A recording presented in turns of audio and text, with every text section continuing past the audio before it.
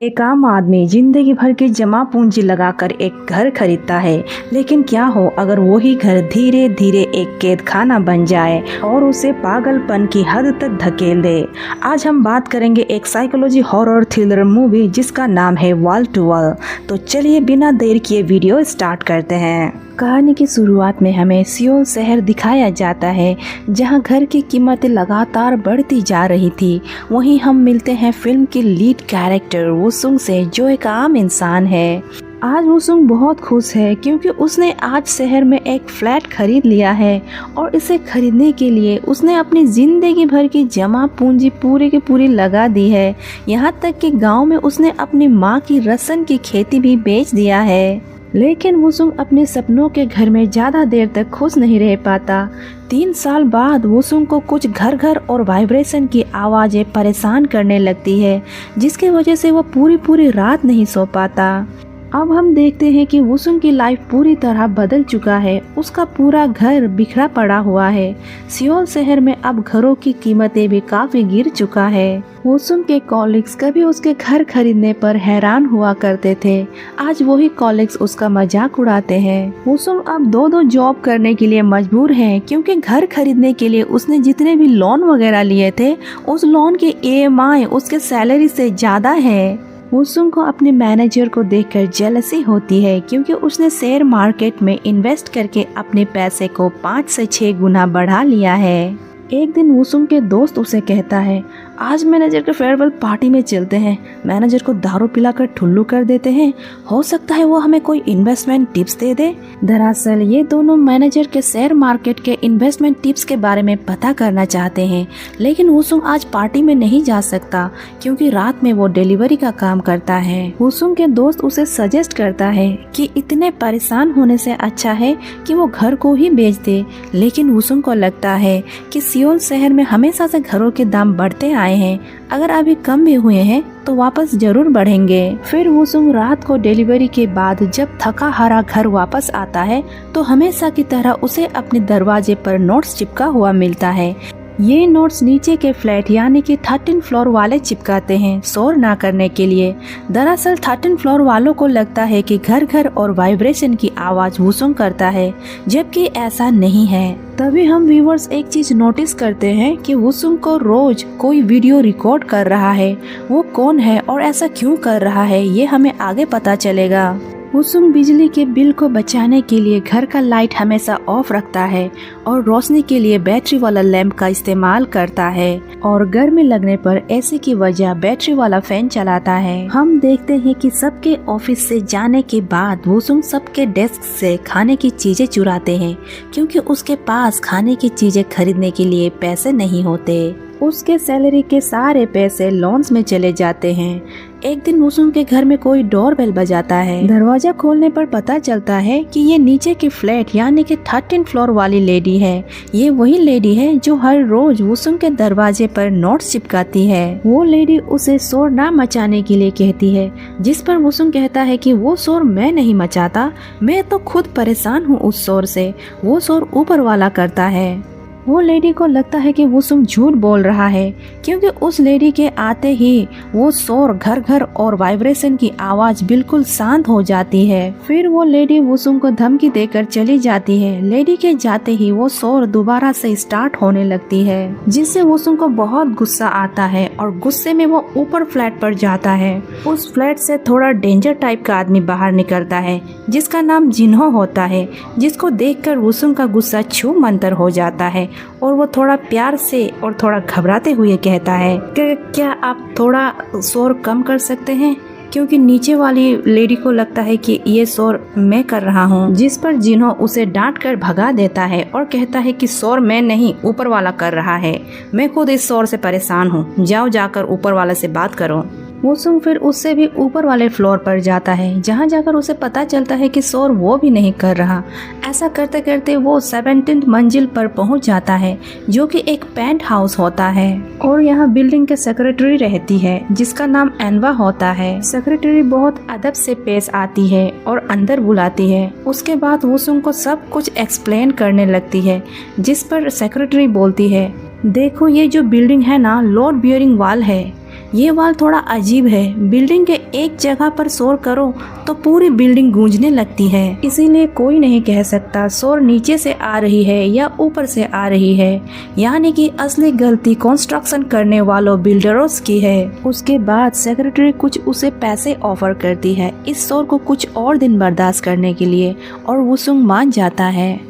अगले दिन वुसुंग के दोस्त उसे बताता है कि उसने मैनेजर को ड्रिंक पिला कर उसका शेयर मार्केट का सीक्रेट पता कर लिया है। वो बताता है कि शेयर मार्केट पहले तो गिरेगा, फिर कुछ टाइम बाद शेयर के प्राइस बढ़ जाएंगे, फिर 15 अगस्त सुबह 8 बजे शेयर के प्राइस हाईएस्ट पीक यानी कि 815% पर होगा, तब उसे बेच देना क्योंकि उसके बाद शेयर के प्राइस कम हो जाएंगे। वुसुंग के दोस्त उसे सजेस्ट करता है कि अभी शेयर के दाम गिरा हुआ है, अगर वो अभी शेयर खरीद लेता है तो शेयर के दाम बढ़ने पर उसे बेचकर वो बहुत सारे पैसे कमा सकता है, जिससे वो अपने सारे लोन्स चुकाने के बाद भी उसके पास बहुत सारे पैसे बच जाएंगे। लेकिन वुसुंग के पास अभी शेयर्स खरीदने के लिए पैसे नहीं है। फिर वुसुंग डिलीवरी करने जाते समय उसका एक एक्सीडेंट हो जाता है, जिससे वो जो ऑर्डर लेके जा रहा था वो खराब हो जाता है और उसे कस्टमर के पैसों का भी भुगतान करना पड़ता है। इन सब चीजों से परेशान होकर वुसुंग फाइनल डिसाइड कर लेता है कि अब वो शेयर मार्केट में पैसा इन्वेस्ट करेगा। वो अपने फ्लैट को 800 मिलियन की डील और 85 मिलियन के डाउन पेमेंट में कॉन्ट्रैक्ट साइन करता है और उसे 85 मिलियन मिल जाते हैं, जिससे वो शेयर मार्केट पर इन्वेस्ट कर देता है। वो शेयर मार्केट पर फोकस करने के लिए अपने जॉब को भी रिजाइन कर देता है। मार्केट में उसके खरीदी हुई शेयर्स की कीमत बढ़ने लगते हैं, जैसे उसके दोस्त ने कहा था, जिसे देखकर वुसुंग बहुत खुश होता है। वो घर घर और वाइब्रेशन की शोर भी सुनाई दे रहा था, लेकिन अब वो उससे परेशान नहीं होता, उल्टा वो उस शोर को एंजॉय करता है और वो अपने घर का साफ सफाई भी करता है। दूसरे दिन उसके फ्लैट के ऊपर वाला बंदा जिन्हो उसे आकर कहता है कि वो शोर ना करे। वुसुंग जिन्हो से कहता है कि वो शोर नहीं करता, बल्कि वो खुद इस शोर से परेशान है। लेकिन शॉकिंगली जब कोई उसके घर के अंदर आता है तो वो शोर अपने आप ही बंद हो जाता है। वुसुंग कहता है, मुझे लगता है ये नीचे फ्लैट यानी कि 13 फ्लोर वाला ही शोर करता है मुझे फंसाने के लिए। लेकिन जिन्हो वुसुंग के बात पर यकीन नहीं करता। भला इतने नीचे फ्लैट से ऊपर फ्लैट तक शोर कैसे पहुंच सकता है। जिन्हो वुसुंग को धमकी देकर वहां से चला जाता है। अब हम देखते हैं कि वुसुंग अब थोड़ा बहुत पागलों जैसा हरकतें करने लगता है। वो कभी दीवार को पीटता है तो कभी फ्लोर को, क्योंकि उसके बात पर कोई भी यकीन नहीं कर रहा था। बिल्डिंग के सभी लोगों को यही लगता है कि शोर वुसुंग करता है। तभी वुसुंग देखता है कि खिड़की से उसको कोई वीडियो शूट कर रहा है। वो उसे पकड़ने की कोशिश करता है लेकिन नहीं पकड़ पाता।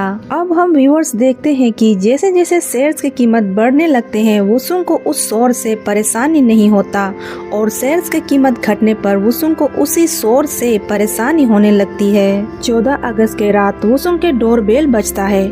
दरवाजा खोलने पर वुसुंग देखता है कि पूरे बिल्डिंग के लोग उसके घर के बाहर खड़ा है और ये सभी लोग वुसुंग के घर के तलाशी लेना चाहते हैं, क्योंकि इन सभी लोगों को यही लगता है कि पूरे बिल्डिंग के लोग जो शोर से परेशान है वो वुसुंग करता है। उसके बाद बिल्डिंग के कुछ लोग जबरदस्ती घर के तलाशी लेते हैं, जिस पर उन लोगों को एक फोन मिलता है जो स्पीकर से कनेक्टेड था और वो जो स्पीकर है पूरे बिल्डिंग के बालकनी से जुड़ा हुआ था, जिससे घर घर और वाइब्रेशन की आवाज पूरे बिल्डिंग में गूंजती थी। और उस फोन के यूट्यूब पर ड्रिल मशीन का साउंड लगा हुआ था। वुसुंग कहता है कि ये स्पीकर मैंने नहीं लगाया और ना ही ये फोन मेरा है, लेकिन कोई उसका बात सुनने को तैयार नहीं होता। तभी वहाँ पर पुलिस आकर उसे ले जाती है। सुबह जब उसे होश आती है तो वो पुलिस स्टेशन में होता है और आज 15 अगस्त है, यानी कि आज सुबह 8 बजे कैसे भी करके उसे शेयर बेचना होगा। अब 8 बजने ही वाला होता है, लेकिन पुलिस वाला उसे उसका फोन नहीं देता। अब वुसुंग कैसे भी करके बहाना बनाकर पुलिस वालों से अपना फोन ले तो लेता है, लेकिन उसका फोन की स्क्रीन टूटी हुई थी। अब उसे कैसे भी करके किसी और डिवाइस में अपनी आईडी को लॉगिन करके उसके पूरे शेयर को 815% होने पर बेचना होगा। अब वुसुंग अपने फोन को लेकर भागने लगता है, लेकिन पुलिस वाला उसे धर दबोचता है।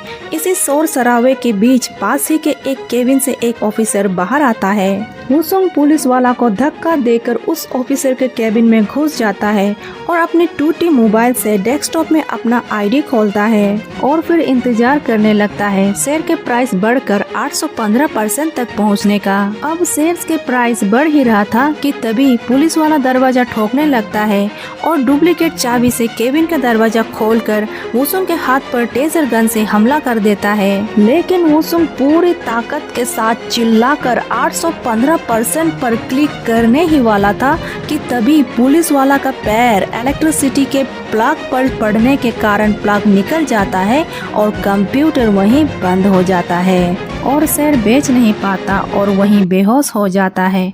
कुछ घंटे बाद वुसुंग को होश आता है। तब तक बिल्डिंग के सेक्रेटरी भी वहां पहुंच चुकी थी और उसे वहां से बेल करके ले जाती है और अब तक वुसुंग सब कुछ हार चुका था, यानी कि उसका खरीदी हुई शेयर के प्राइस भी काफी ज्यादा गिर चुका था, उसका घर भी गया, जॉब भी गई, यानी कि अब वो पूरी तरह से बर्बाद हो चुका था। अब वो रोते हुए एक सुसाइड नोट लिखता है जिसमें वो अपनी माँ को सॉरी कहता है। अब वो मरने ही वाला था कि तभी ऊपर फ्लोर वाला जिन्हो आता है और कहने लगता है, तू मानेगा नहीं क्या, तेरे को मना किया था ना, फिर भी शोर कर रहा है तू। जिस पर वुसुंग को गुस्सा आ जाता है और दोनों वहीं वुसुंग के फ्लैट पर लड़ने लगता है। दोनों के बीच में फाइट होने लगती है, लेकिन अगेन घर घर और वाइब्रेशन की आवाज आने लगती है, जिसकी वजह से जिन्हो और वुसुंग श्योर हो जाते हैं कि शोर यहाँ से नहीं बल्कि कहीं और से आ रही है। और तब तक जिन्हो ने वुसुंग का वो सुसाइड नोट भी पढ़ लिया होता है और फिर ये दोनों दोस्त बन जाते हैं और फिर ये दोनों मिलकर इस गुत्थी को सुलझाने का डिसाइडेड करते हैं कि ये शोर आखिर आ कहां से रही है। सबसे पहले ये लोग 13th फ्लोर पे चोरी चुपके कैसे भी करके घुसकर चेक करते हैं। चेक करने के बाद ये लोग श्योर हो जाते हैं कि शोर यहाँ से नहीं आ रही। और तो और वहाँ उन लोगों को बहुत सारे बिल्स मिलती हैं, जैसे लाइट के बिल, पानी के बिल वगैरह, जिससे पता चलता है कि ये लोग कर्ज में डूबे हुए हैं। फिर ये लोग सबसे ऊपर 17th फ्लोर यानी कि पेंट हाउस पर पहुंच जाते हैं, जहां ये बिल्डिंग के सेक्रेटरी रहते हैं। प्लानिंग के मुताबिक जिन्हो सेक्रेटरी के ध्यान भटकाता है और वुसुंग चोरी चुपके से उनके घर यानी कि पेंट हाउस में घुसकर चेक करने लगता है, जहां उसे एक गन और फिंगरप्रिंट से खुलने वाली दरवाजा मिलती है, जिसके अंदर जरूर कुछ इम्पोर्टेंट चीजें पड़ी होंगी। सब कुछ प्लानिंग के मुताबिक चल रहा था, लेकिन तभी वहां पर सेक्रेटरी के पति आ जाता है और वुसुंग को चोर समझकर मारने लगता है। तब यहाँ पर मामला बिगड़ जाता है और वुसुंग को सच्चाई बोलना पड़ता है। वो बोलता है कि तू पहले तो लालच दिखाकर लोगों को सस्ते दामों में फ्लैट दिलवा देते हो और फिर उन्हीं लोगों को कर्ज में डलवा करके उन्हीं से उनका फ्लैट सस्ते दामों में खरीदते हो, ताकि प्रॉपर्टी के रेट बढ़ने पर तू उसी फ्लैट को बेच करके डबल पैसा कमा सके। अब इन दोनों को सेक्रेटरी के सच्चाई का पता तो चल जाता है, लेकिन कोई सबूत नहीं होने के कारण ये दोनों वहाँ से चले जाते हैं। अब दोनों नीचे जाकर बातें करते हैं, जिस पर जिन्हो कहता है कि अब हमें कैसे भी करके सेक्रेटरी के अगेंस्ट में सबूत इकट्ठा करना होगा और इस बात को वुसुंग भी एग्री करता है। इसके बाद ये दोनों अपने अपने घर चले जाते हैं। अब घर जाने पर वुसुंग को एक फोन मिलता है जो उसका तो बिल्कुल नहीं है। वुसुंग को याद आता है कि ये वही फोन है जो उस दिन जब बिल्डिंग के सारे लोग उसके घर के तलाशी लेने आए थे, तब यही फोन तो था जो स्पीकर से कनेक्टेड था। वुसुंग फोन चेक करने की कोशिश करता है, लेकिन फोन लॉक्ड होता है। वो उस फोन को हाथ में ले लेता है और उसे पता चलता है कि फोन वाईफाई से कनेक्टेड है और उसे उस फोन पर कुछ एड्रेस भी दिखाई देता है। अब वुसुंग सोचने लगता है कि ये फोन किसका हो सकता है। फिर वो हर फ्लैट के सामने जाकर चेक करने लगता है कि किसके घर के सामने वाईफाई फुल होता है। सबका घर चेक करने के बाद जब वो जिन्हो के घर के सामने आता है तो ऑटोमेटिक वाईफाई फुल हो जाता है और तभी जिन्हो दरवाजे खोल देता है। जिन्हो के पूछने पर वुसुंग बताता है कि मेरा वाईफाई नहीं चल रहा है, क्या तुम अपने वाईफाई के पासवर्ड शेयर कर सकते हो। जिन्हो जवाब देता है कि उसके घर में वाईफाई वाईफाई नहीं लगा हुआ है। जिसके बाद वुसुंग समझ जाता है कि जिन्हो झूठ बोल रहा है, लेकिन क्यों? और हो ना हो ये जो फोन उसे अपने घर में मिला है ये भी जिन्हो का ही होगा। इन सब बातों का पता तो उसे जिन्हो के घर के अंदर जाने के बाद ही चलेगा। एक दिन जब जिन्हो घर पर नहीं रहता, वुसुंग चुपके से उसके घर के अंदर घुस जाता है और घुसते ही वो देखता है कि वहाँ वाईफाई लगा हुआ है। जल्दी से वाईफाई के पास जाकर उस फोन में जो वाईफाई आ रहा होता है उस वाईफाई के एड्रेस को जिन्हो के घर में जो वाईफाई लगा हुआ है उसका एड्रेस के साथ मैच करने लगता है। तो ये 100% मैच हो जाता है, जिससे वुसुंग कंफर्म हो जाता है कि ये जो फोन है वो जिन्हो का ही है। जिसके बाद वो दूसरे कमरे में जाता है जहाँ वो देखता है कि बहुत सारे फोटोज वॉल में चिपके हुए हैं और ये सारी फोटोज उसी बिल्डिंग में रहने वाले लोगों की होती है, जिसमें से एक फोटो इस बिल्डिंग के सेक्रेटरी का होता है। यहाँ वुसुंग को पता चलता है कि बिल्डिंग के सेक्रेटरी पहले प्रोसिक्यूटर लॉयर हुआ करती थी। यहाँ वुसुंग को ये भी पता चलता है कि जिन्हो कोई जर्नलिस्ट है। जिसके बाद उसे वहाँ पर एक टैब मिलता है। टैब चेक करने पर वुसुंग को पता चलता है एक चौंकाने वाला सच। यहाँ पूरे बिल्डिंग के सभी घरों के अंदर कैमरा लगे हुए थे और एक एक करके घर के नंबर दबाने पर सारे लोगों की वीडियो सामने आ रहे होते हैं कि दिन भर क्या क्या करते हैं, कौन कब कहाँ जाता है। यानी कि पूरे बिल्डिंग का कैमरा का एक्सेस जिन्हो के पास होता है। वो हर वक्त हर किसी पर नजर रख रहा होता है। वुसुंग को यहाँ अपने घर का भी वीडियो मिलता है और कुछ ऐसे सॉफ्टवेयर भी मिलते हैं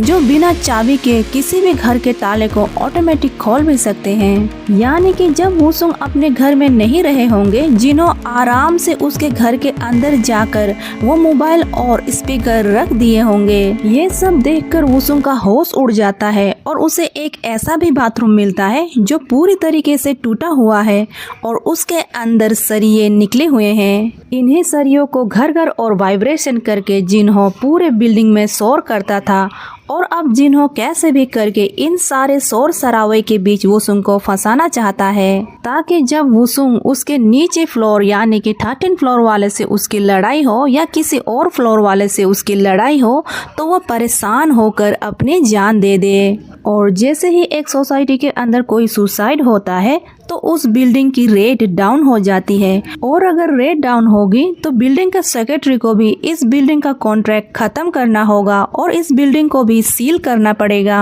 इसीलिए उसने ये प्लानिंग बनाई। दरअसल जिन्हो बिल्डिंग के सेक्रेटरी का लॉस करके उससे बदला लेना चाहता है और वो ऐसा क्यों करना चाहता है ये हमें आगे पता चलेगा।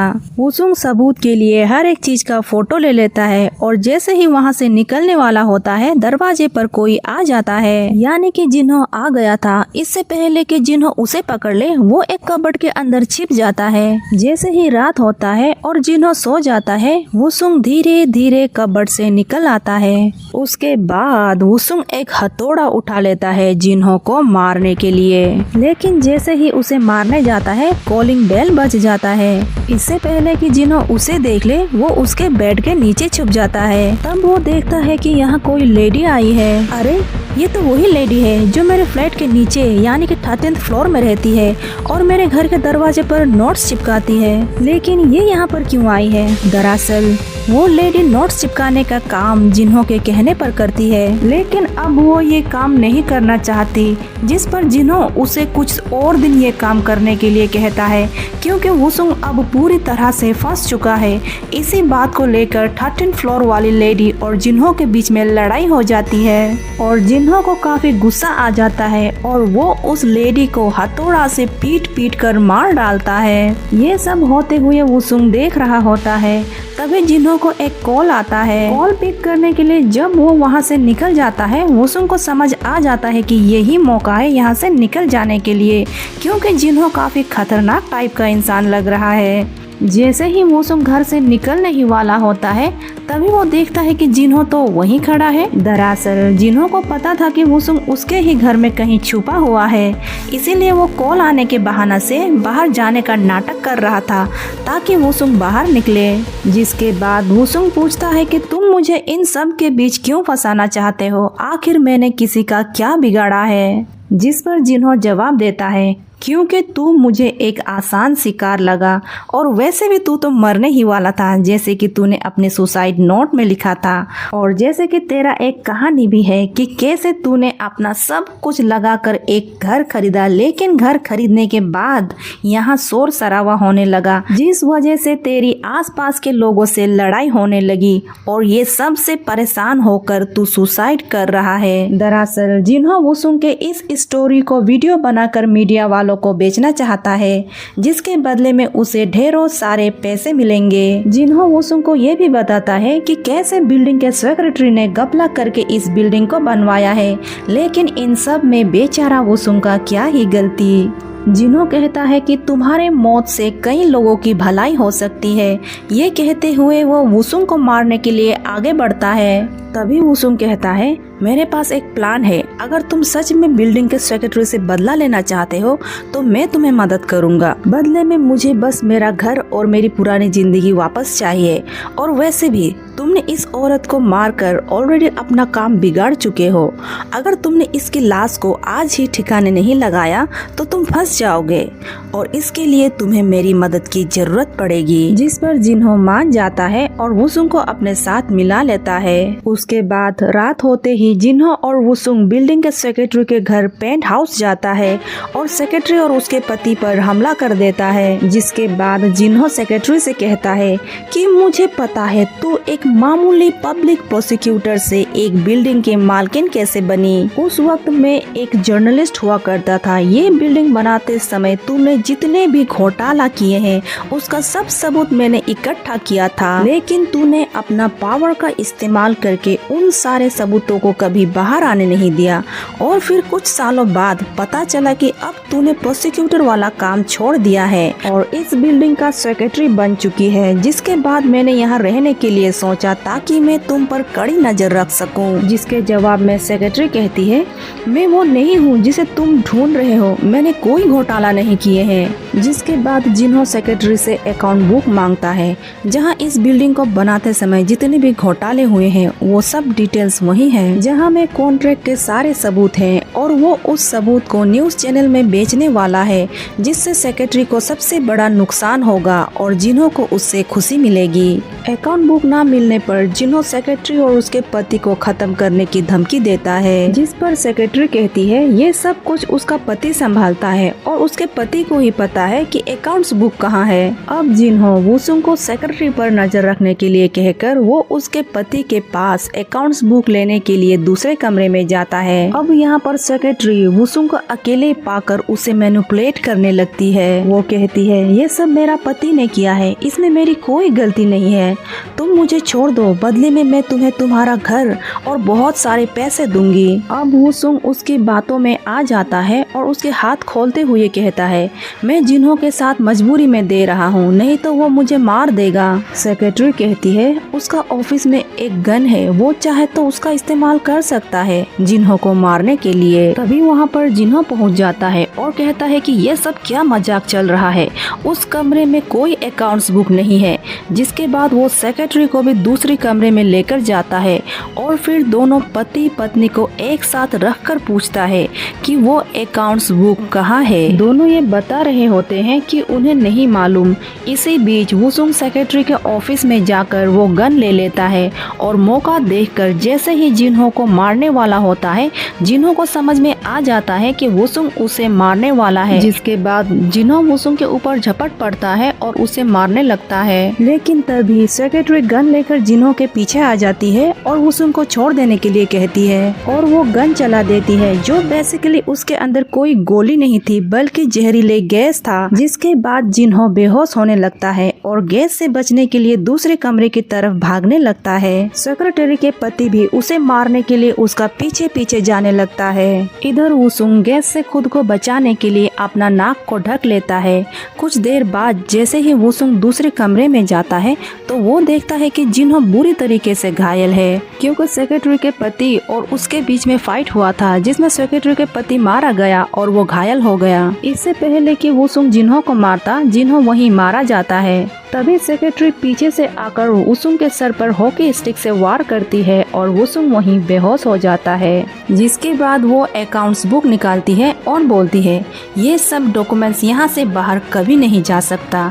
आगे वो बोलती है कंस्ट्रक्शन में ज़्यादा पैसा खर्च क्यों करना, इससे फ्लैट और महंगे हो जाते हैं और लोग महंगे फ्लैट को क्यों खरीदेंगे, इसीलिए इस तरह के घोटाले करने पड़ते हैं। इसे तुम जैसे 2 कौड़ी के लोग कभी नहीं समझ पाओगे।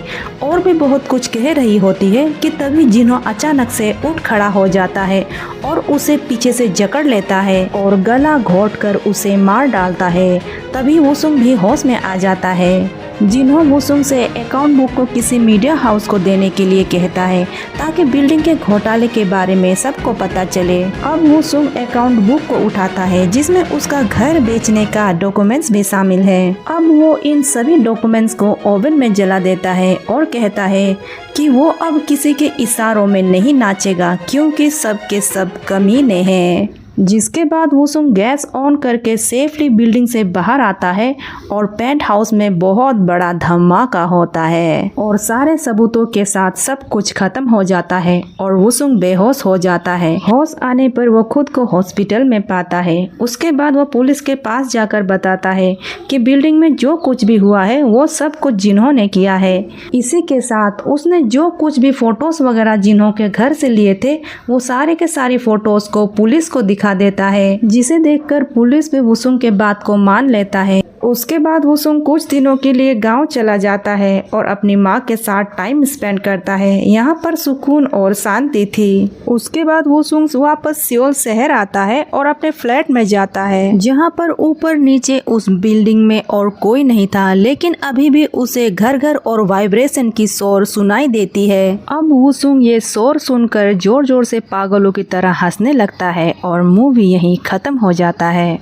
तो चलिए अब हम बात करते हैं मूवी में छुपी हुई कुछ हिडन थ्योरीज के बारे में। आप इसे एंडिंग एक्सप्लेनेशन भी कह सकते हैं। वुसुंग लास्ट में पागलों वाली हंसी इसीलिए हंसता है क्योंकि अब वो समझ चुका था कि शोर बाहर नहीं बल्कि उसके अंदर ही मौजूद है और असली सुकून और शांति तो माँ के साथ रहने में ही है। मूवी में वुसुंग को धीरे धीरे पागल जैसा दिखाया गया है और ये सवाल व्यूअर्स के ऊपर छोड़ता है कि क्या वो सच में पागल हुआ था या सिस्टम ने उसे पागल बना दिया। आपको क्या लगता है दोस्तों, कमेंट सेक्शन पर जरूर बताइएगा।